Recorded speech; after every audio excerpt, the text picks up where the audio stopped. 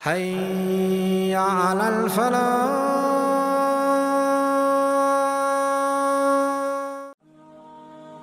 The things that void your fasting, scholars say, are 7. So memorize them, and then you don't have to worry about anything else, because now you know that these 7 nullifies your fasting, nullify your fasting, so anything else does not. First of all, eating and drinking. So eating and drinking, anything that goes into your stomach, through the mouth or through the nose, then this nullifies your fasting. Even if you swallow a stone, it nullifies your fasting. Secondly, whatever takes the role of food and drink, such as the IV, if you have glucose, for example, that you can live for 3-4 days without eating and drinking, just because of this IV is going into your veins. So this nullifies your fasting. And this means that if I take antibiotics, if I take Voltaren shots, if I take insulin, if I take penicillin, anything that does not nourish me, that does not take the role of eating and drinking, this doesn't nullify your fasting. So if someone says, if I have to take vaccines, does it affect my fasting? No, it doesn't. I have to extract a tooth, and the doctor gives me or anesthesia. Does it affect my fasting? The answer is no. Thirdly, vomiting intentionally.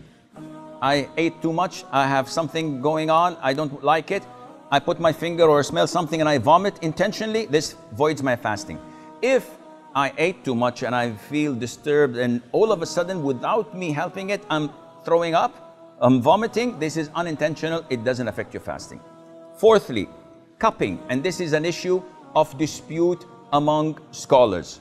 So the most authentic opinion, it's safer not to cup while fasting. Cupping is having scratches and slashes on the back of your neck or on your shoulders, and then extracting the rotten blood. And it's a form of healing and medication. And it's good, the Prophet encouraged it, alayhi salam. But during fasting, refrain from it, because it's an issue of dispute.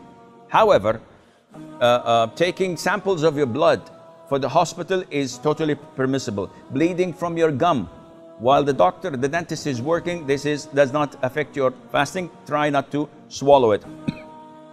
What else? Donating blood, if it wears you down and it's a pint or two, in this case, make it after Maghrib. And if you don't have the possibility to make it after Maghrib, then do it and make up for that day. Fifthly, ejaculation. Any person ejaculating while he's awake, of course, because this is different than nocturnal emission. What you suffer or what you have of what they call wet dreams, when you ejaculate while sleeping, this doesn't affect your fasting at all. But if you do it intentionally while awake, by looking at something or thinking or masturbating, this nullifies your fasting. Sixth is intercourse, and this is the highest of all.